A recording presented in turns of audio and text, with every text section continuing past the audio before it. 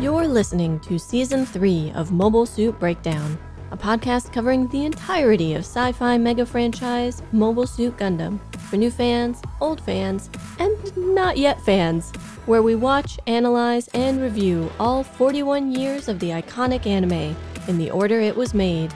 We research its influences, examine its themes, and discuss how each piece of the Gundam canon fits within the changing context in Japan and the world from 1979 to today.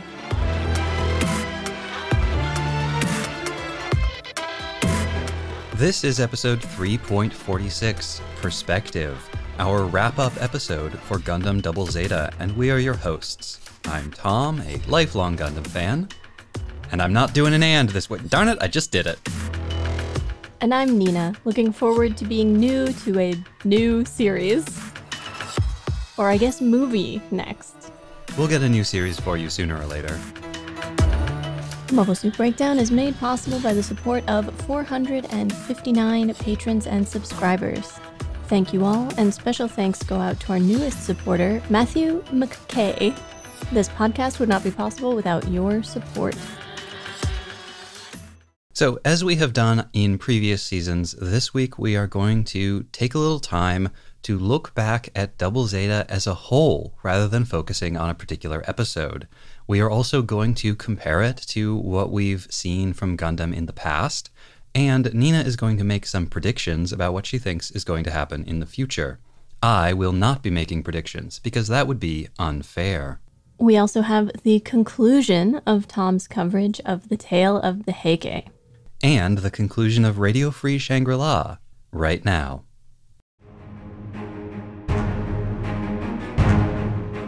Trapped inside their Cubile mobile suits, the cast of Radio Free Shangri-La prepares for their psychic debut.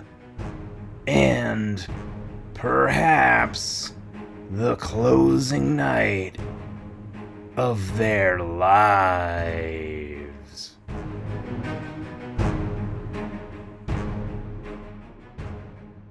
Okay, sound effects cassette. Let's see if you were worth all the trouble.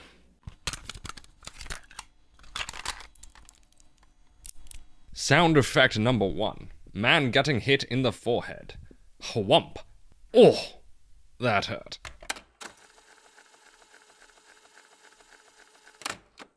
Number 14. Vintage ray gun. Zap, zap, pew, pew, pew, zap. Oh no. They can't all be like this.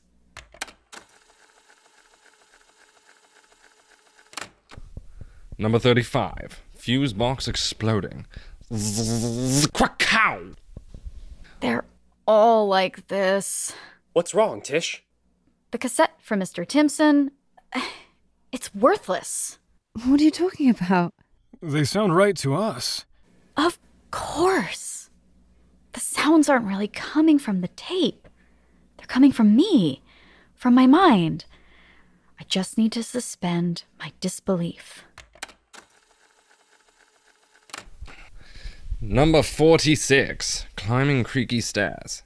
Creak, creak, creak. All too aware of the danger that awaits them, our heroes climb the stairs at the back of Macbeth's Antiques Shop. Detective James Stryker takes the lead, followed by Captain Strobe Flanagan. Behind them, Lieutenant Vale Meadows guards the rear, her ray gun in hand. Outside, lightning rends the sky, and rumbling thunder shakes the building itself.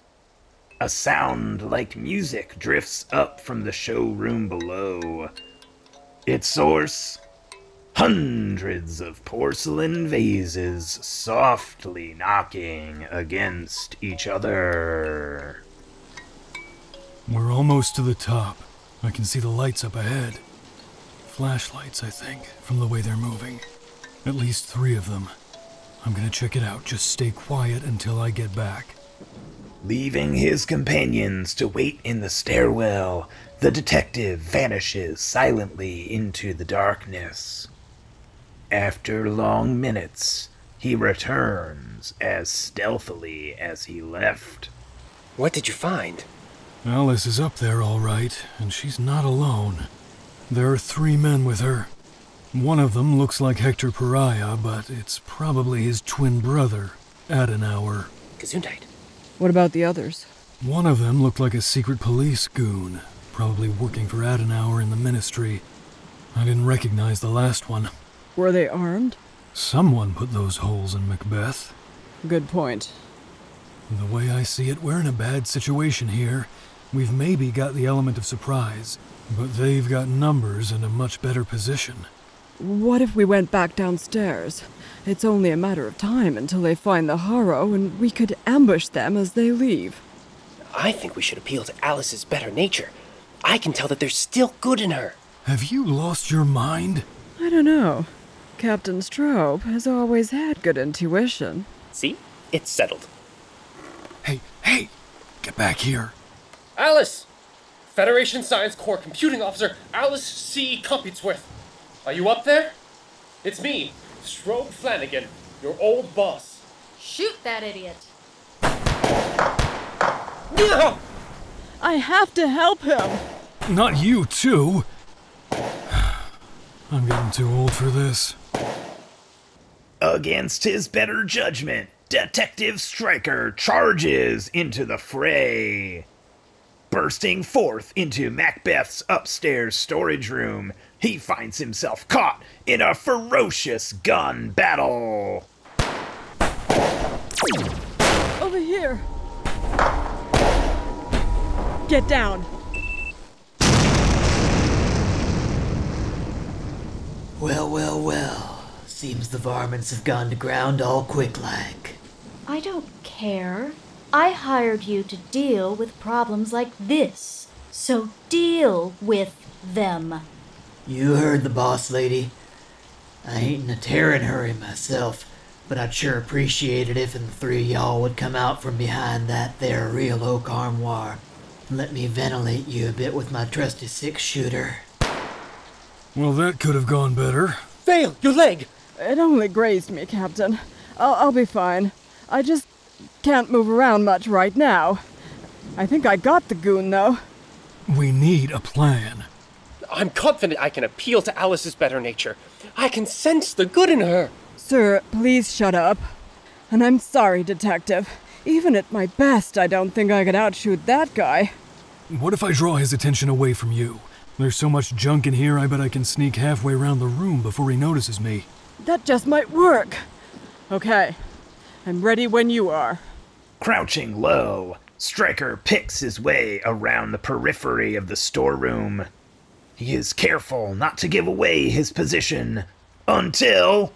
Hey, over here, buddy. What in the heck are you doing over yonder? Taste ray gun, villain! Oh no. Run out of juice, huh, partner? Well, too bad, 'cause I got plenty of bullets. Maybe you'd like a few. Vale, no! Captain! Tarnation! In all my days, I ain't never seen a man so eager to die that he'd throw himself in front of a bullet like that. Why, sir? Why did you do that? I guess it wasn't very scientific of me. Well, it won't make no difference. You still ain't got a charge in that fancy pistol of yourn, and I still mean to end you. There's more than one way to use a ray gun, partner. With quick thinking, a strong arm, and perfect accuracy, Vale Meadows hurls her ray gun at the lone survivor's forehead. With a thud, he crumples to the ground. Ah! Another useless pawn lost. I didn't want to get my hands dirty, but it looks like I'll just have to finish you myself. Too bad you're all out of guns to throw. It doesn't have to be like this, Alice. I never did like you, Lieutenant Meadows. And now that I see you on the verge of tears over that Buffoon of a captain? Oh, I'm going to enjoy this. See? Mine's still charged. Wait! She's standing in front of...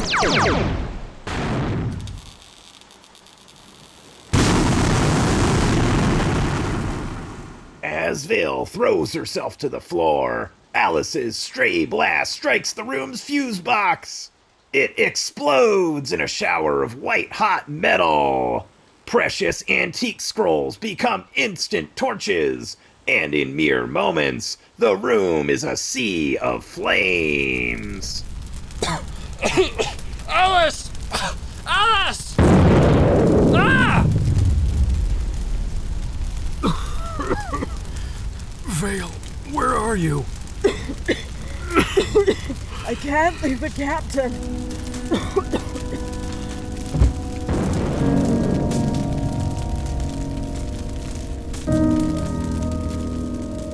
The baby? The baby? The baby?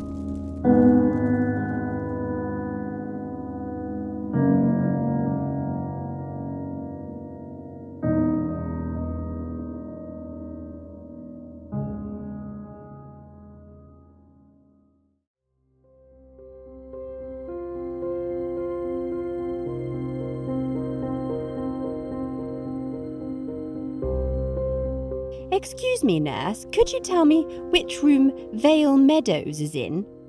Bethany, I can't believe you came to see me. Of course I did. We're friends, aren't we? Zabibi pulled us out of Macbeth's shop just before the building collapsed. He says it's all thanks to his redundant lungs. Zabibi? The official report blamed cheap construction and shoddy maintenance. What I like to call a Shangri-La cocktail. No mention of the gunfight or the bodies. An old buddy on the force told me, off the record, that by the time the cops arrived, there was no sign of Alice or the others, and we never did find that Harrow. Hello, Guildenstern. Mr. Hector Pariah. It brings me the utmost pleasure to inform you that Mistress Bethany is not in the mansion at the present, and therefore I shall not under any circumstances permit your entry. That's all right. I only came to say goodbye. Dare I hope that this goodbye is permanent? It is. If news of my brother's disappearance got out, it would cause a major scandal, so the Federation brass have asked me to step into his place until he returns. Then you intend to impersonate your twin brother for the rest of your life, if need be? I suppose I do. But hasn't he a family? A wife and young daughter? Yes, but I'm confident I can be at least as good a husband and father as he would have been. And anyway, I think some experience as a father figure will be good for me. The client was disappointed, but her friendship with the Harrow's previous owner was as strong as ever. Vale, dear, I want you to meet my very best friend in the entire Earth sphere, Margarita. Margarita, this is my new friend Vale. She's been telling me the most incredible stories about my old Harrow. How do you do, Vale? I've heard so much about you. Seems our friend Bethany has quite the affinity for dangerous women. I went back to the site of Macbeth's shop and poked around in the rubble. Found the remains of a ledger. One entry caught my eye. A vintage Harrow sold around the time I left for Earth. The customer was listed as a Mr. G. I asked some of the others. Mr. G? That must be Glemmy Toto. Oh, but he got vaporized during the war. Another dead end in a case full of them. Well, that's how it goes sometimes. We mourn our dead, regret our failures, and then we move on. But Mistress Bethany, I thought you'd be distraught to learn that your fiancé Hector has disappeared. Oh, Guildenstern, you ill-informed buffoon. I don't want to marry Hector anymore. You don't? No, I want to marry Vale. Or perhaps Margarita. Margarita? Oh, how dreadful. What's really dreadful is that I don't know how I'm ever going to pick. Ooh, I know. Why don't we call that private detective and ask him to solve the case of who should Bethany Computesworth marry?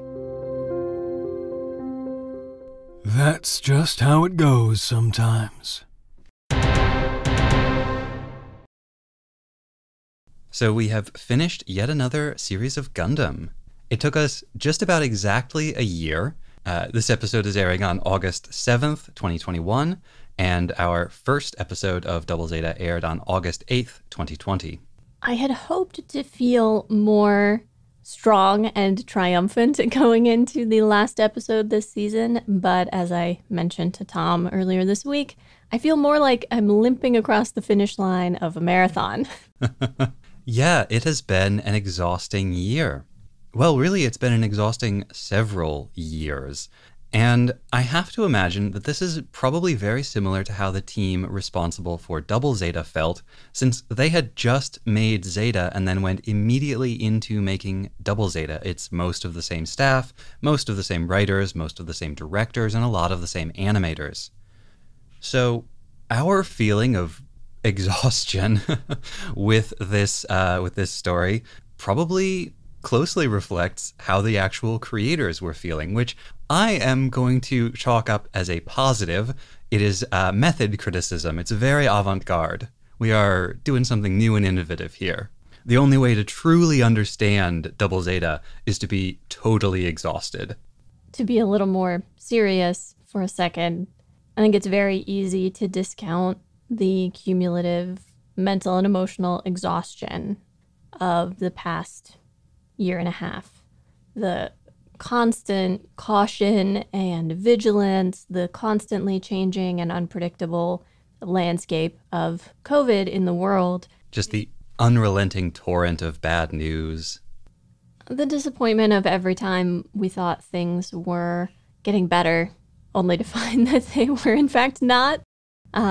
We were talking about how a year ago, when we started this season, we would have thought that by now things would be more or less back to normal. Early on in COVID, back in early 2020, I thought for sure a vaccine was going to take 2 years, at the minimum. But it never occurred to me that once they had it, there would be mass refusal to get it. That just didn't register as a possibility, and yet here we are. Just the constant grief and uncertainty and inability to plan, it takes a toll. We're sure on all of you as well. And one of the consequences of that has been that as going out and doing things became increasingly dangerous, and as we stopped doing that, of course, naturally we started to focus more and more on the work of the podcast. And you know, it has occasionally been a great comfort and relief for us, and we hope that it has more than occasionally been one for you, whether we liked the episode in question or not. I think we went into Double Zeta, despite everything that we've just said, pretty excited for it. The opening starts off very energetic. The change in tone was, at least for us, very welcome after the sort of grim, depressing finale of Zeta. For all that I have a lot of complaints about Double Zeta, I do think there are some things that it did exceptionally well, and there were quite a few things I really liked about it. I think, on balance, if someone is really interested in Gundam, I would tell them to watch Double Zeta. You're sort of hinting at one of the big questions that hangs over Double Zeta, which is that in the English-speaking fan community for a very long time, the conventional wisdom has been that all but the most hardcore completionists should skip Double Zeta. I don't think that's our position after having watched it, despite our disappointment with the ending and our significant issues with various parts of it. I would say watch Double Zeta. That looks like a recommendation to watch from both of us. Something that I would hope is fairly uncontroversial as an opinion about Double Zeta. The animation could be so fun and expressive and stretchy and bouncy in a way that we hadn't seen, in a way that was very distinct and that fit a lot of the earlier, more fun tone of the show. Right. The sort of squash and stretch, the smears and other animation techniques that have a kind of comedic effect are very much front and center. It's easy to see them, whereas in other series that we've watched, more effort is made to conceal those kinds of things. I mean, certainly there's a lot of, squashing and stretching and in the in-betweens in First Gundam, though very little in Zeta, as it turns out. And it's part of creating that tone of lighthearted humor, of physical comedy that we do get very strongly throughout Double Zeta, especially in the first half. And it isn't just in the animation techniques, but also in the quote-unquote acting of the show, the way characters are posed, the way they're positioned, the way they move. Judo crouching like a gremlin on the outside of his petite mobile suit. Or the Zeta or the Double Zeta? I don't even remember. I just remember his little... Look, that feral goblin child crouches on the outsides of lots of things. Yep. Scrabbling around over them. And those aspects of the animation were one of the things I really liked in this series. That being said, I do think the quality of the animation, if you can view that in an objective kind of way, is lower than it was in Zeta. Related to that, I have a speculation. Many of our complaints about this series can be chalked up to a sense that it was not getting the time and attention it needed to be good, the time and attention that we think it deserved. That it was neglected. And my guess was that a lot of the team was already having their attention pulled away by the next project long before Double Zeta was finished. I think that's very likely true. There's also a trend which you can observe in anime generally, where for most shows, most of the time, the quality of the production of the animation of everything does decline toward the end of the show.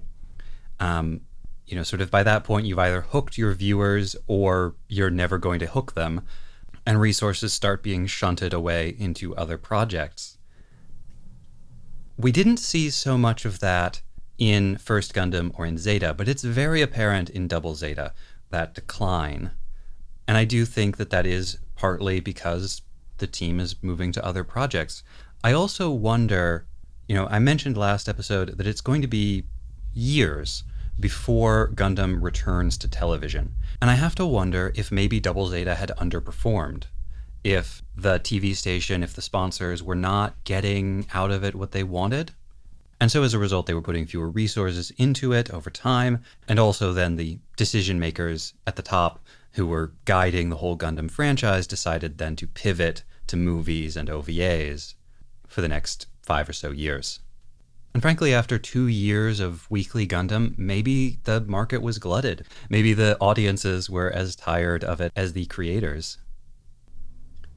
I think a lot of our problems with the show come down to a sense of inconsistency, a sense of the tone really bouncing all over the place, of the seriousness of any particular event being wildly variable, of the animation being inconsistent, of the continuity errors and the writing problems, and then the larger structural story problem of really struggling to either set things up properly or pay them off after they've been set up.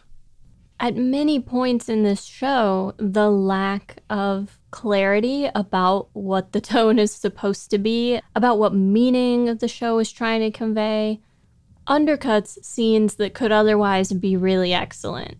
Yeah. They lose a bunch of emotional impact because they haven't been set up in the right way or because the tone feels off. I mean, a great example for that is Rasara's death on Tiger Bomb, because those are largely humorous episodes. And because of the animation limitations that they were working under, a lot of the animation is very jerky and partial, which has a additional humorous effect. And then the way Rosara's death is portrayed, if she hadn't died, it would have been a really funny scene. But she does die, inexplicably, and then we are told, essentially, by the show that this is tragic, when it isn't. It simply is not. There are other moments like that where the show just doesn't seem to know what it's doing or how it wants us to feel. And perhaps I would feel differently if I hadn't seen First Gundam and Zeta already, but the way in which Double Zeta completely ignores the mass casualties in Core 3, Axis, and MOSA, and does not address the mass civilian casualty in those places in any way, feels really gross. It does. I mean, there's a lot of that in those final episodes. I mean, even besides not addressing the mass death, like the complete lack of any recognition of Puru 2 following her death is disgusting. It's like, it makes me so angry. I'm not going to go into it right now, but just flames out of the sides of my head. And then on the other hand, the episodes dealing with the colony drop in Dublin are done so well. Yeah. And they're horrifying and they're sad, but they're supposed to be. I think the Dublin episodes do handle that mass death better than in First Gundam or Zeta. It's really a high point of the whole Gundam franchise thus far. And in some ways that only encourages our frustration at the show's failures, because we know they can do it right. We know they're capable of putting together really incredible episodes. Another bit of tragedy that's dealt with quite well, Lena's death comes out of nowhere, but it doesn't feel cheap. It feels dramatic. It feels sad. She winds up not dead. Shrug. Well, see, that's an issue of setting it up without paying it off, which happens a lot in this show. Like, we have the reveal that Lena has actually survived, but then she doesn't do anything for the rest of the show. At least, she doesn't do anything that she couldn't have done as a new type ghost. So, what was the purpose of that? And, not everything needs to have a point. It doesn't need to all be like a perfect clockwork mechanism of a plot, but like, what was the point of that? What was the point of revealing at the end that the Minerva that we've been seeing throughout the whole show was actually a body double? So I have a guess. Okay. I have a guess about this. I'm ready to hear your guess. That some of the loose ends at the end of Double Zeta and some of the sense that the ending is incomplete or unsatisfying is because that last episode isn't the real ending. The real ending is the movie that's coming out. Well, for once, we won't have to wait very long to see if your guess is right or not. I do think that last episode has a lot to support this theory of yours. There is a lot of like clearing the table without changing anything so that the status quo will be in a certain position going into the movie. Like, Haman gets eliminated, and it turns out that her whole thing didn't accomplish very much, didn't change the status quo at all. The Federation reasserts its authority. Char is alive and out there somewhere. Doing plots, whatever they are. Minerva is alive and out there somewhere. Has been missing for the past year. Glemmy is gone, didn't really affect very much, except for all of those millions and millions of deaths. Judo is out of the way. Exactly. Sayla is back in. Yeah, a lot of pieces have been moved off the board. Well, and Bright, who was clearly moved out of the Federation and into AUG for the Zeta Double Zeta series, has now basically moved back into the Federation. We've sort of begun talking about it at this point, so I think I should get into some of my other predictions. I know the name of the movie coming out. I know it's Char's Counterattack. So, Char's back.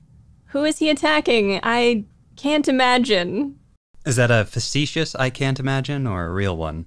I mean, it's real because a counterattack means someone has just attacked him. And who? Why? Interestingly, this is just about that title and not a spoiler, but Char's Counterattack was actually originally proposed as the title for the series that eventually became Zeta. At that point, the storyline was significantly different. I do think Char is the one who has Minerva. We had the whole setup in Zeta about how he felt like he'd failed her and failed Axis because he let Haman control Minerva, and that allowed Haman to garner all this power. And in Zeta, he does seem preoccupied with the young, with like raising, mentoring these young kids. Like, you know, he has that line about how he thinks experience as a father figure will be good to him. He adopts Camille, Katz, Shinta, Coom throughout the course of the series. He neglects all of them, of course, because he's not actually, you know, good at doing this. But he does have a preoccupation with it. Because so much of UC Gundam seems to be about how people never learn, there's likely to be some kind of crackdown in Side 3 and on the people of Side 3, and an accompanying refugee crisis since several massive colonies were just, you know, irrevocably damaged. Even if only very few people managed to get out, some people will have managed to survive, either in undamaged parts of those colonies that were sealed and had some air supply, or by getting out in ships and shuttles. You will have survivors who are now homeless. And so far, every Gundam series that we've covered has dealt with displacement. So I think that is likely to be a continuing theme. Is that it for predictions? What color do you think Char's mobile suit will be in the movie? Red and gold. That's not a bad combination. You finished your predictions on the mention of themes, and I do have on my outline here that we need to talk about the major themes of Double Zeta. So maybe that's where we should go next. During the course of our coverage, we did identify a couple of what we thought of as the major themes of Double Zeta. Nina early on pointed out the inability of people to understand each other, even when it feels like there is the possibility of understanding. You know, in First Gundam, no amount of understanding could ever have brought Amuro and Char together. In Zeta, no amount of understanding could ever have brought Camille and Yazan together. But it really does feel in Double Zeta as though, had circumstances been only slightly different, Judo and Mashima could have been friends. Judo and Kiara could have been friends. And right up until that last episode, we still have incidences of misunderstanding that contribute to conflict. Haman thinks that the Nail Argama somehow made Mosa collide with Core 3. And in a way, I feel like Haman's perpetual insistence that Judo is within her power, that she's just like one more encounter away from recruiting him to her side, comes from that same sense of misunderstanding, that she just can't recognize how different they are. And Judo can't either. I mean, you see him in that final moment before she dies, you know, he's leaning outside of his busted cockpit, reaching a hand out to her. And we know that Haman would never take that hand. But Judo, even unto the end, believes that she might. Judo thinking he can save Kiara, that he could just tell her not to fight, and somehow that does something.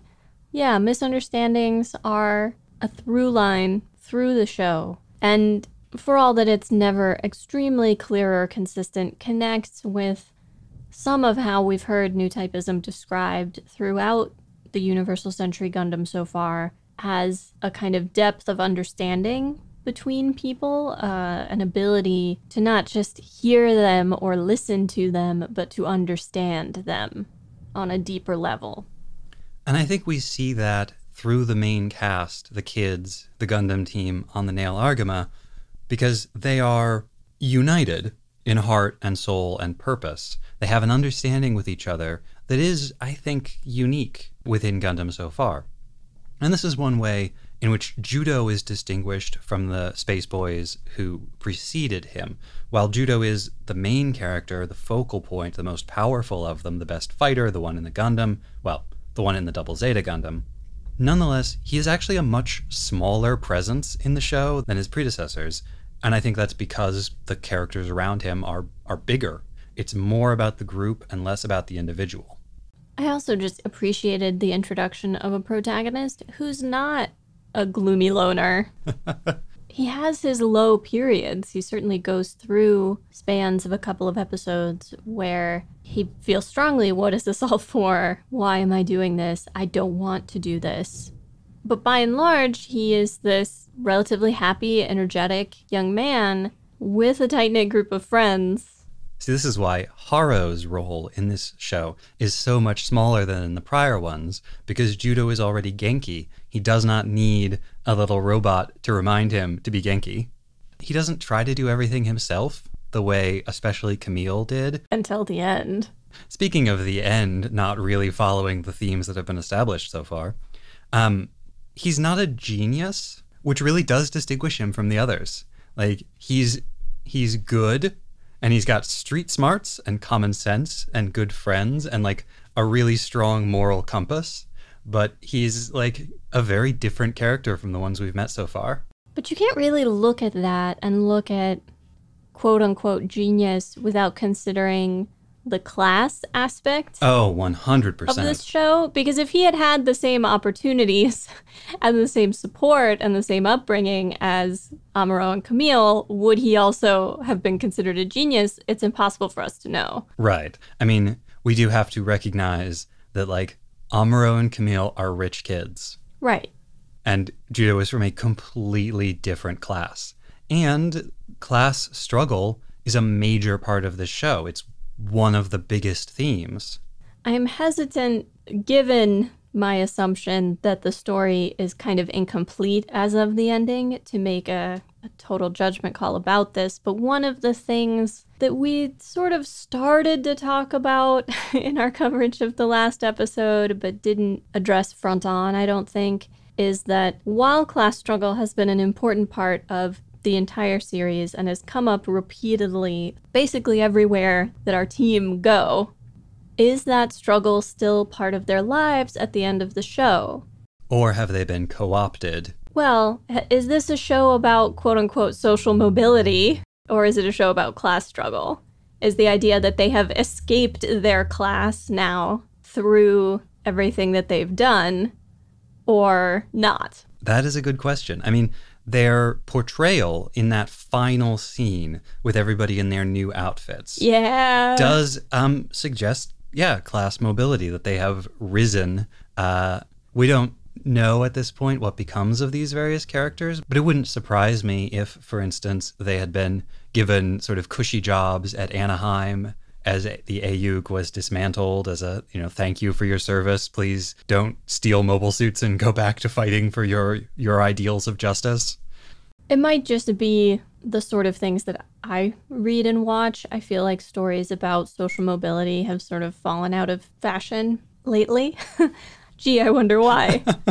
But remembering that this show was from the mid to late 80s, those kinds of stories were still extremely popular. And there was, frankly, more social mobility at that point than there is now. I mean, this is, I believe, the early days of the bubble economy. And one of the features of the bubble economy is that there is a lot of sort of prosperity going around. A lot of people have a lot more money than they did before. But as the bubble economy wears on, we call it the bubble economy, but it's really an asset bubble, which is to say that things like real estate are going to skyrocket in value. And the effect of that over time is going to be that people who were already well off when it started are going to get very rich, and people who were marginal when it started are going to lose ground. It may be that at this point there's somewhat more optimism about the economy than there would be in just a few years. And remembering that many of these writers and creators grew up in the post-war period, a time of very rapid improvement in style of living for a lot of people, that could be part of the story. Young kids from the slums make good. And yet I don't think we can ignore that element of class struggle that has existed throughout the whole show. Definitely not. It's been too consistent. Even there, close to the end, those episodes on the Cicero asteroid feature like an active, armed uprising by a workers' union, essentially, against the unconscionable conditions in which they're being made to work. We have that scene where the crew of the Argama essentially unionizes in the face of Wong Li. We have the contrast between the wealthy colonial population in northern Africa with their air-conditioned malls and the local population living in the desert. And that, I think, is an example of the way Double Zeta starts to mesh these different concepts and to sort of argue that they're similar, like that the class struggle and the anti-colonial struggle are actually closely aligned and basically the same thing. Because those scenes in North Africa do establish both a class dynamic, but also a colonial one. Foreigners, Franks, who build this like consumer utopia underneath this impoverished, marginal desert agricultural community.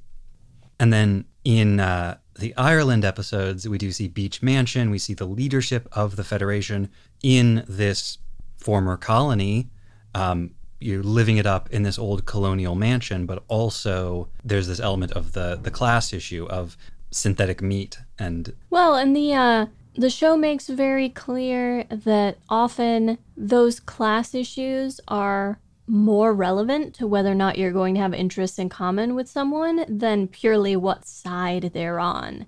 Because Fa overhears those Federation politicians or Federation officials at the airport in Scotland, I think, talking about how, it's actually good if a bunch of people die in Dublin. Haman is essentially doing their dirty work.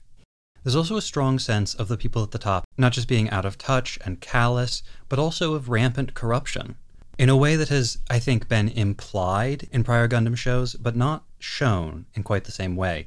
And this starts very early on, with Mashima sending a briefcase full of gold ahead of his ship before docking at Shangri-La. And this coincides with everything we see and hear about the Shangri-La colony breaking down.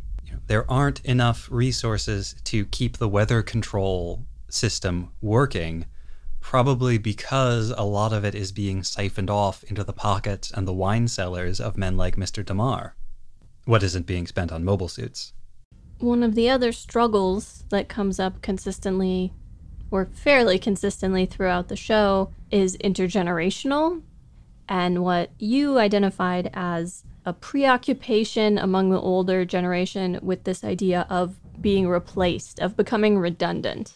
And it's interesting with that generational conflict coming to the fore that this show's cast skews significantly younger than in the past. A lot of the older characters from Zeta, for instance, have either died or been removed from the story one way or another, and those who have replaced them are younger. Judo is the youngest protagonist so far at 14. His friends are all around his age, which makes them younger than the average age of the Zeta cast. And then we have all of these 8, 9, 10, and 11-year-old girls, Minerva's body double, the Purus, Lena, Rutina, and that's an age group that hasn't really figured in Gundam before. I think this shift younger is part of why the tone is lighter, part of why it's more energetic, but it also does make it, quite ironically, more grim to see these even younger kids put into these dangerous, difficult, morally compromised situations, to see them used and abused and discarded by their elders. I can't help but wonder whether the decision to have the cast in general be younger might have come from the sponsor, that in the interest of selling toys, or for other demographic and selling advertising reasons, they wanted a younger audience for this show than for the previous ones, and so wanted a younger protagonist, younger main characters, and then the writing and production team just still made a Gundam show but with those younger characters. I mean, that may very well be true. We know, for instance, that this was an era when young girl characters were very popular. I was also reading recently, Mark Simmons tweeted a little bit about the background of First Gundam and how at the studio level, when they were initially sort of laying out the basic groundwork for this show, even before Tomino and his team came on board, they looked at space battleship Yamato, which at that time was the biggest, hottest thing, and they identified in it one of its failings being that the cast was too old. They were too old for kids to really connect to them. And so built into the DNA of Gundam from that very beginning was the notion that they needed a younger cast.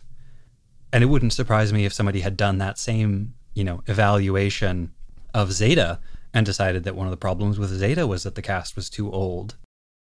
And I bring this up periodically, but I think it's been a while since I have, so I'll bring it up again. In general, when we're talking about shows aimed at kids and teens, your target audience is slightly younger than the main characters because it's a bit aspirational, but slightly younger, like 2 to 3 years. Middle school kids watch shows about high school aged kids. High school aged kids watch shows about college kids, kind of a thing. One other major difference in Double Zeta compared to the previous Gundam shows we've watched is the significance of the sibling relationship. And in Double Zeta, the sibling relationship has really pushed out a lot of the other relationships that we saw in Zeta. There are basically no romantic relationships in Double Zeta. I know there's Judo and Ru, kind of, and there's L and Bicha, sort of. And L and Judo, kind of. Yeah, a little bit. But nothing like the Cats and Sarah bit, or the Camille and Four bit, or the Rekoa and Quattro and then Sirocco bits. Like, those were major parts of Zeta that are just absent in Double Zeta. And in their place, we have all of these sibling relationships. And our previous protagonists didn't have any siblings at all. Amuro and Camille both struggled to make connections, period. But Judo comes into this with connections built in. To his friends, of course, but also to his sister. And when she leaves the narrative, he then transfers that bond onto LP Puru. I do wonder if some of this may be an echo of what we saw with Rosamia in Zeta, where she fixated on the idea of an older brother, first Camille and then Gates Kappa at various different times. And then Puru is also a cyber new type, also fixating on an older brother, also a bit unstable. But Double Zeta really goes all in on this. Yet I'm not sure if it ever says anything about it or does anything with it. I mean, it romanticizes the relationship. It romanticizes this very loving, very protective older brother with this very caring, caregiving younger sister who fulfills almost a motherly role a lot of the time. I think it absolutely romanticizes and idealizes that relationship. And that relationship as a substitute for the parent-child relationship, which has been interrupted for both Judo and Lena. And of course for LP Puru and everybody else, because nobody has parents in this show. Including Bright's kids. I was going to say, and the parents don't have kids. Speaking of Bright, one of the things that through parts of Double Zeta I thought was handled very well was certain characters' development. I don't necessarily like where it ended up at the end of the show, and occasionally there were some leaps that didn't entirely feel like they made sense. But there were things about the character development that felt really good to me, and one of the things that, for all that it makes me hate him, I think is great, is the development of Bright over time. And this idea of Bright as sort of a stand-in for Tomino, dealing with his own feelings of complicity in a society that he believes is doing wrong, is doing a lot of harm, is at best apathetic to the real problems and at worst exacerbating them. And also the sense of being an absent father. We have talked in the past about how hard a lot of these animators worked, the crazy hours, I mean, Tomino in particular is notorious for his astonishingly productive work schedule, his workaholic nature, and this is the period when he's really at his peak. And so he really would have been an absent father to his 2 kids and an absent husband to his wife. And when you read interviews from Tomino, he does talk about, wanting to empower that younger generation to sort of do their thing. And perhaps seeing a Bright at the end of Double Zeta, we're seeing a certain amount of crisis of confidence in Tomino that he can achieve that goal through these shows. That incredibly depressing line from Rue, no matter what you say, they're not going to get it. That feels like it's directed at the people making the show. And Bright's desire not to help Judo change the world, but to help Judo manage his feelings of anger and frustration at the world. Because those are very different goals.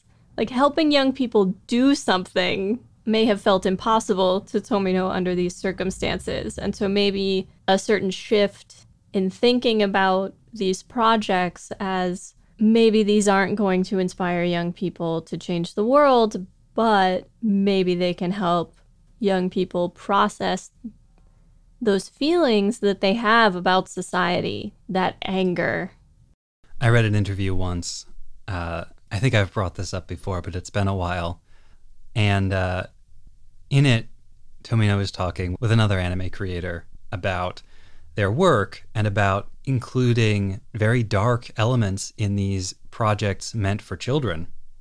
And they talk about how difficult the world is and how much more difficult it's going to get in the future. And, he says something like, we must give the children a little bit of poison so that they can handle difficult times later on.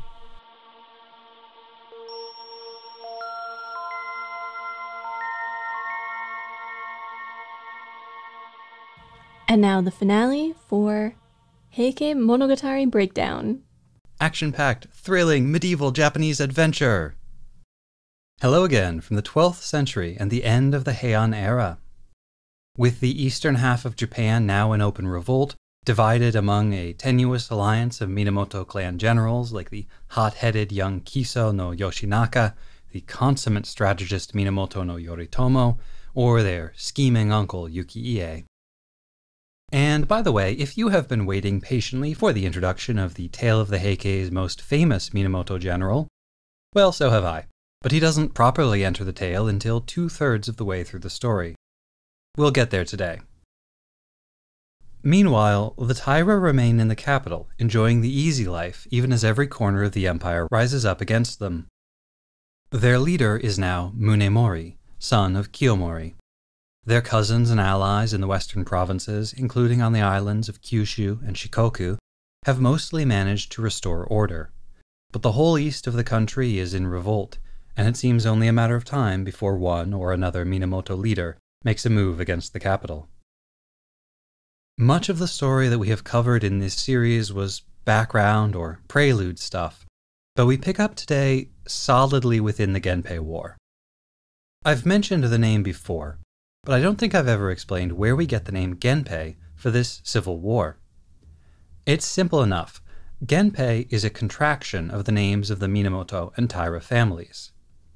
You probably already know that most kanji can be pronounced differently in different contexts, and so these two family names can be read in different ways.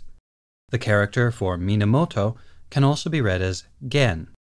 The character for clan is generally read as shi, but when it follows the N sound at the end of gen, it becomes ji. So the Minamoto clan can also be called the Genji. On the other side, Taira can also be read as hei.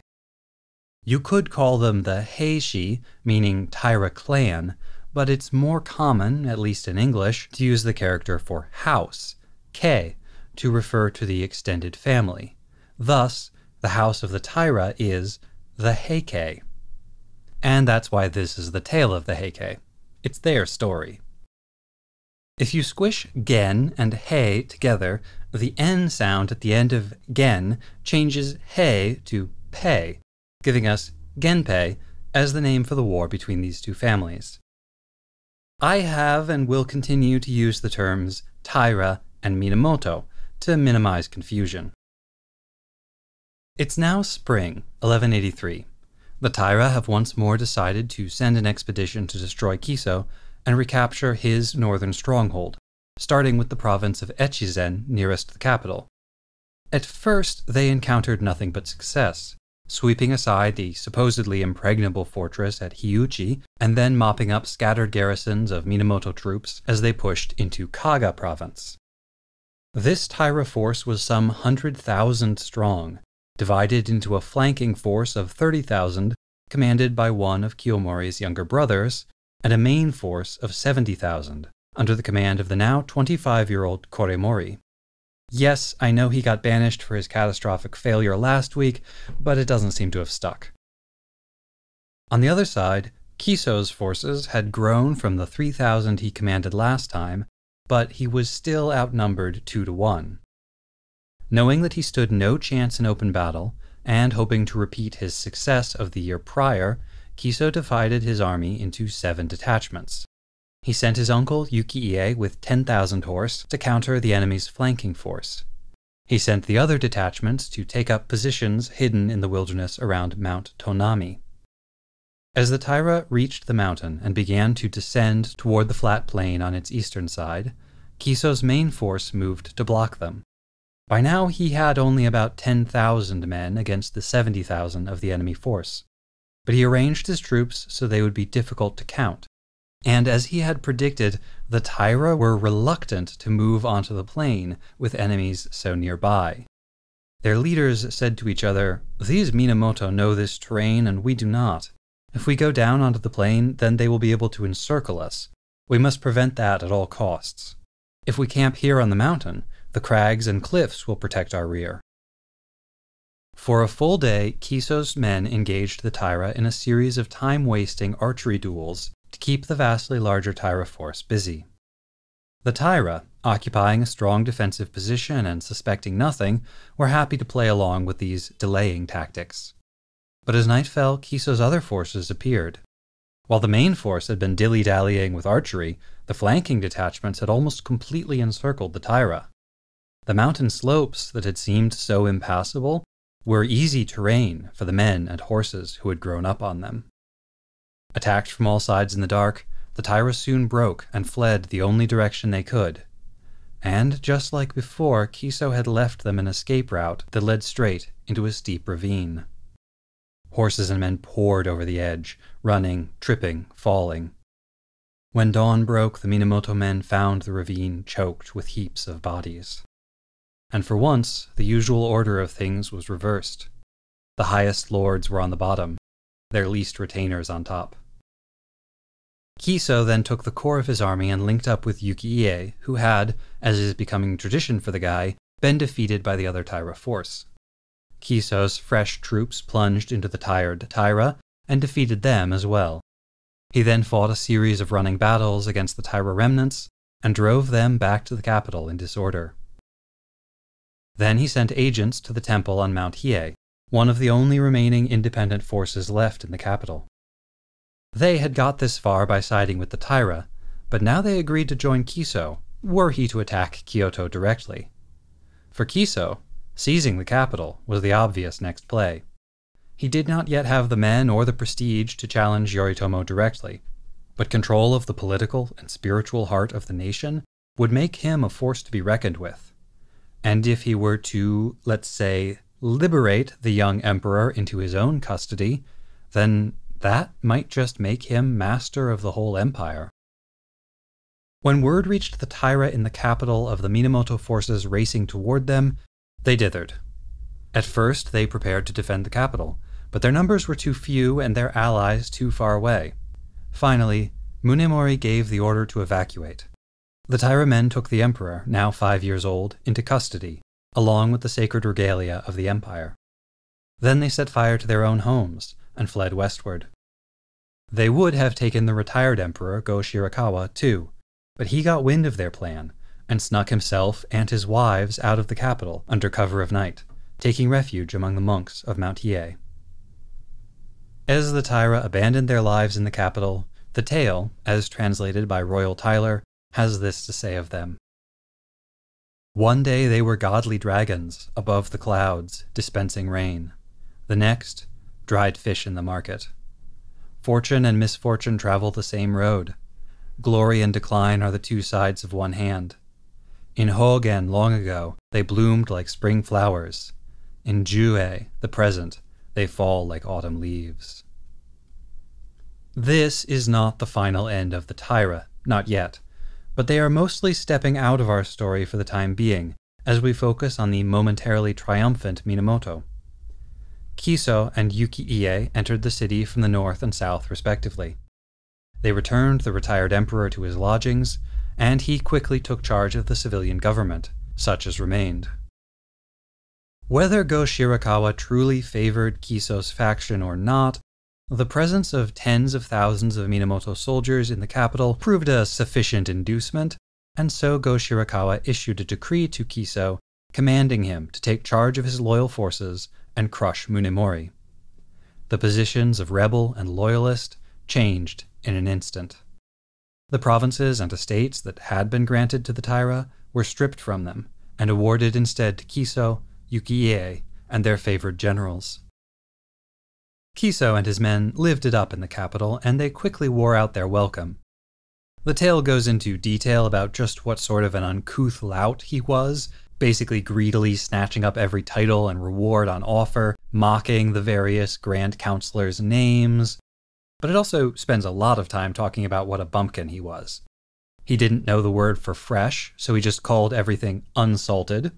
He enjoyed rustic rice bowl-style meals that literally disgusted the high nobles so much they couldn't bear to eat them. He did not know how to wear the fancy court clothes, and he looked silly in them. He didn't know that you're supposed to board a carriage from the rear and leave by the front, which, I mean, come on. And so on. And none of this should be any kind of a surprise. The kid had spent almost his whole life in a remote mountain village learning to ride and to fight. So while Kiso and the commanders were looting the empire on a grand scale, his common troops were looting the capital in a more personal one. They took whatever they pleased, broke into palaces and storehouses and carried off whatever they liked. They even stole the clothes from the backs of passing travelers. Needless to say, he made few friends among the stodgy aristocracy. Soon, Taira unrest in the western provinces drew him out of the capital on campaign, but no sooner had he gone than reports reached him that his uncle Yuki-ie, ever the slimeball, was taking advantage of his absence to cozy up to the retired emperor and slander the young Kiso. The tale does not go into detail about what he said, but it is easy to imagine that it was something like, "Come on, do you really want this kid who doesn't know how to enter a carriage to be in charge of the Minamoto? Surely an older, more polished warrior would be a better fit. Can you think of any older, more polished Minamoto warriors in the capital right now?" So Kiso raced back to the capital, and Yuki-ie fled with a retinue of only about 500 horsemen. He encountered a large Taira force on the road, and he lost most of his retinue in the fierce fighting that followed. He was nearly killed himself, but no one in our story is better at surviving a disastrous loss than Yuki-ie. Meanwhile, some combination of Yuki-ie's slanders and the various offenses that Kiso and his men had actually committed proved sufficient to turn the retired emperor against him. Go Shirakawa gathered the warrior monks of Mount Hiei and survivors from Miidera, augmented by an ad hoc force of stone-throwing city youths and local ruffians. Some of the professional warriors who had sided with Kiso against the Taira now joined the retired emperor's ersatz army. Reduced now to only 7,000 die-hard loyalists, Kiso once again found himself facing a superior force. Once more he divided his men into 7 battalions, and sent them to attack the palace where the imperial force was gathering. Go Shirakawa had the larger army. We're told it was 20,000 in number, but only a fraction of those were proper fighters. Kiso ordered the palace burned, and as the flames caught hold, the hastily assembled imperial army scattered to the winds. Poets, secretaries, court ministers, scholars, police lieutenants, judges, abbots, and many others had gathered to expel Kiso, but they proved no match for his hardened soldiers. Those who fought were swiftly shot down in the streets. Those who fled fared only a little better. When the sun rose on the following day, smoke still lingering over the capital, Kiso had the heads of some 650 killed in the fighting hung up around the city. Among them were the abbots of both Mount Hiei and Midera. Kiso, for his part, had lost practically no one. He gathered his advisors and discussed with them whether he ought to make himself emperor. They talked him out of it, but it is an astonishing moment, as he seriously considers a move that every other character in the tale sees as absolutely unthinkable. Now that Kiso controls the capital and all its resources, it is easy to see how this lines up with Glemmy's occupation of the Neo-Zeon capital Axis at the end of Double Zeta. Glemmy's willingness to turn Mosa into a weapon and the reckless abandon with which he fought in the streets of Axis neatly parallels Kiso's own total disregard for Kyoto and its inhabitants. And so, in turn, Hamon's base on Core 3 begins to look rather a lot like Yoritomo's headquarters at Kamakura. So, now you know what has to happen next. Yoritomo is going to make his move against Kiso. Just as Hamon sent Kiara and Mashima with the bulk of her forces to push Glemmy out of Axis, Yoritomo dispatched his own massive army under the command of 2 generals, his surviving younger brothers, to roust Kiso from the capital and kill their upstart cousin. These 2 brothers were Minamoto no Yoshitsune, who was a legendary general and, like Yoritomo, remains one of Japanese history's most famous figures, and Minamoto no Noriyori, who was, and I cannot emphasize this enough, the other one. Yoritomo's eastern forces quickly got the better of Kiso's now much diminished northerners. Kiso himself gathered a band of his most trusted veterans and rode hither and yon throughout the capital, plunging into bands of enemies and putting them to flight with his terrifying skill. He fought like a man who knew he was going to die, but just wanted to find the right place to make his last stand. As he fought in skirmishes here and there, his own band grew as he rallied his own scattered men, and shrunk as they were cut down. Now he had 100, now only 6, now dozens. His most stalwart allies found him on the battlefield. Some had been his childhood friends, poor kids from mountain villages who had followed their playmate to war and all the way to the capital. One of these in this final company was a warrior equal in fame to Yoshitsune, the Onamusha, or woman warrior, Tomoe Gozen. Her mother had been Kiso's wet nurse. She had learned to ride and fight alongside him. She was as beautiful as she was strong, and she was almost unbelievably strong. A warrior worth 1,000. They said she could have fought gods or devils, if any had been brave enough to face her. She was the foremost of his captains. When battle began, she would ride straight for the enemy commander and cut him down, no matter how he tried to flee. She was among the last 7, then one of the last 4. I think perhaps the Purus, on whom Glemmy relied, evoke Tomoe, both in their abundant strength and perhaps in their relationship to Glemmy.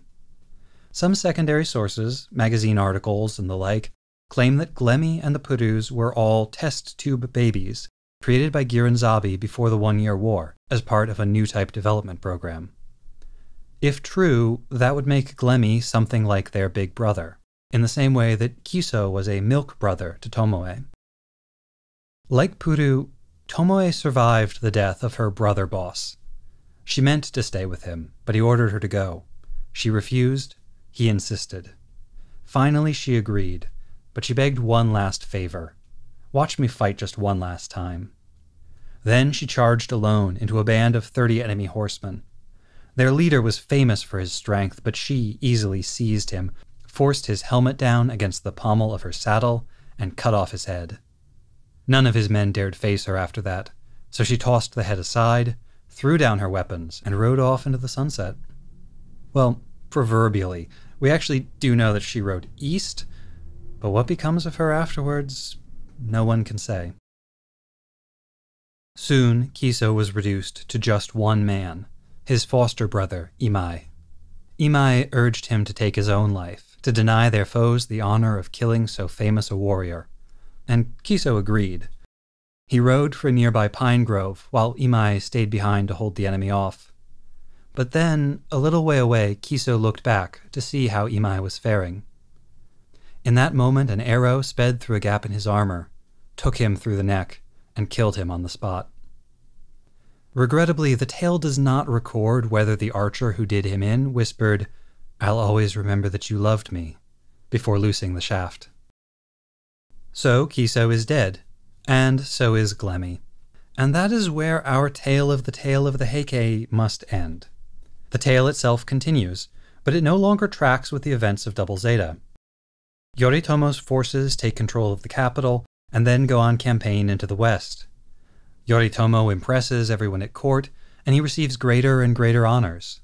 His brother Yoshitsune wins great fame, smashing the Taira at legendary battles like Ishinotani. Finally, Yoshitsune eradicates the last of the Taira at Dan no Ura. Watching the battle from aboard a nearby ship, the child emperor's mother takes up the sacred jewel and the sacred sword, hugs her son close, and then dives with him beneath the waves, drowning them both. By this point in the story, the young emperor must have been just about Minerva's age.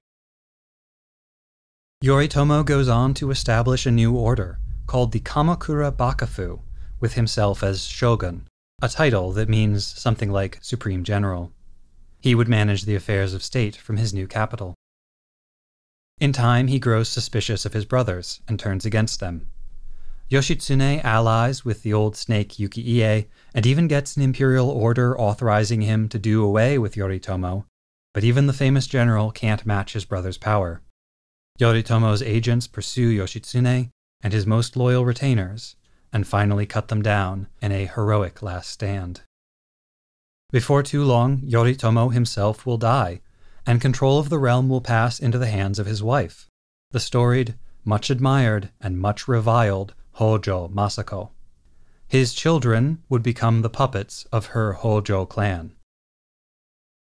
I like to think of this ending to the tale as a kind of what-if for Haman. What if Judo hadn't been there? What if Haman had crushed Glemmy and established her own new order, her military government based at Side 3, locked into an uneasy truce with the civilian government on Earth? Even if Mashima and Kiara had survived the war, how long could they have lasted in Haman's paranoid, isolated reign? Could she and her successors, whoever they might have been, have maintained their independence as rulers? To lead an army alone is one thing, but a nation? The whole Earth sphere? Would she have made compromises? Would she have become compromised?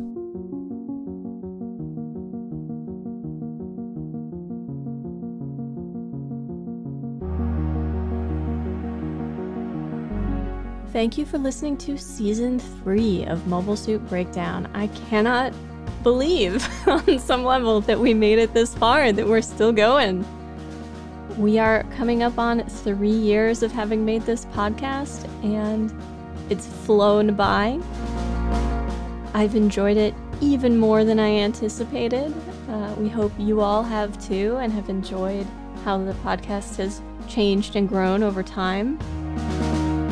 We don't know exactly how long our hiatus is going to be at this point. We have been talking about how we want to structure the next season, because since we'll be covering a movie and several shorts, it's going to be quite a bit different than covering an episode a week.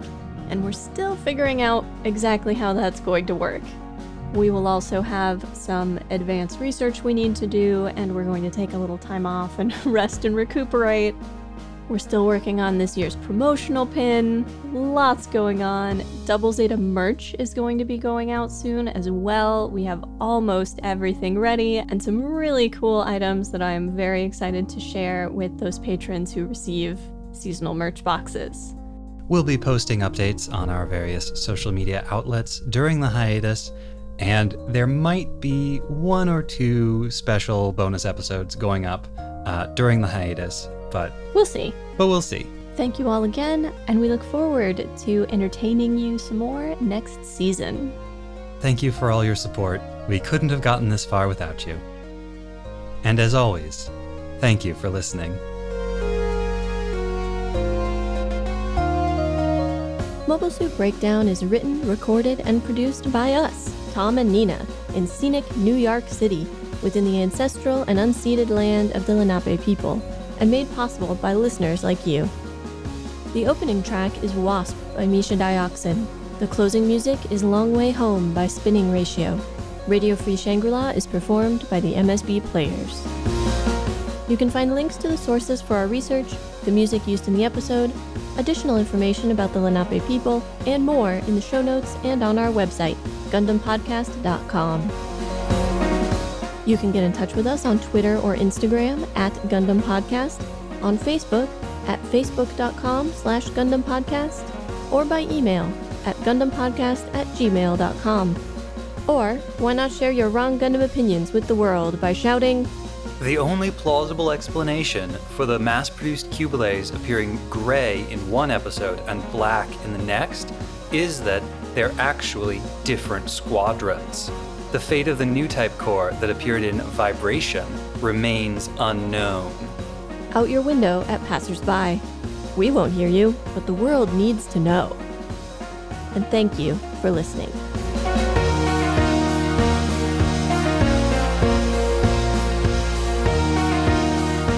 I actually think the children might be super into all the exposed blades. Well, we're back once again to talk about Double Zeta. Oh, we should probably do, like, some kind of outlining.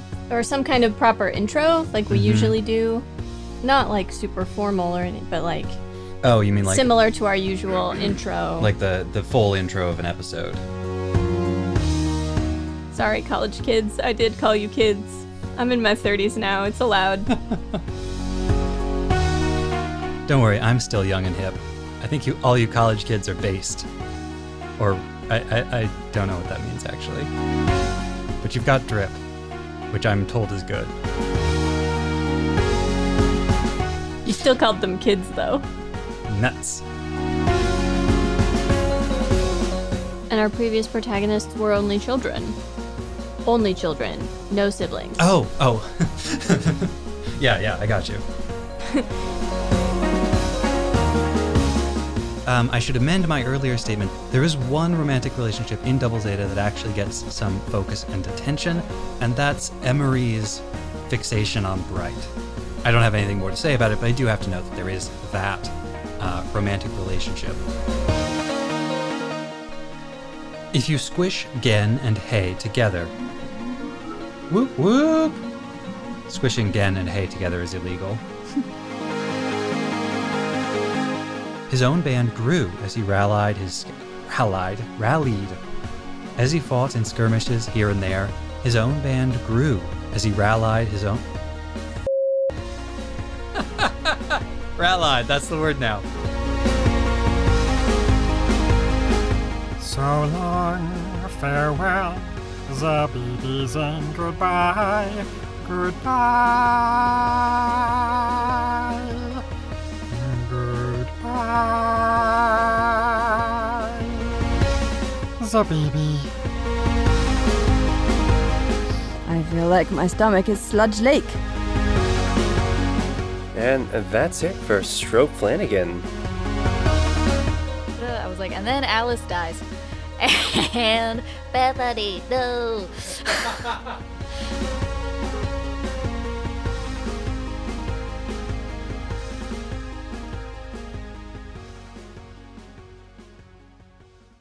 Alfredo Garibaldi is cleaning up after another busy evening at the newest location in his rapidly expanding Granada-style pizza empire. Oh, there we go. That counter got a nice shine on it now, just like Nona's silverware used to be. Mwah. You need any help in here, boss? Nah, I'm almost done. Hey, you go on home early. Spend some time with your sisters. Family's the most important thing. Capiche? Thanks, Mr. Garibaldi. And thanks again for giving us all jobs at your restaurant. I know there are, like, a lot of us. Hey, forget about it. Don't thank me. I needed the help. And you girls are hard workers. Sure wish you could teach my daughter Betty a thing or two, eh? Machiavelli, this really is La Vida. It's a shame Jimmy never could stick to it. I thought that kid had potential, but... he might come back someday, maybe. Ain't that right, Lucky Haro? 元気。アルフレッドを元気。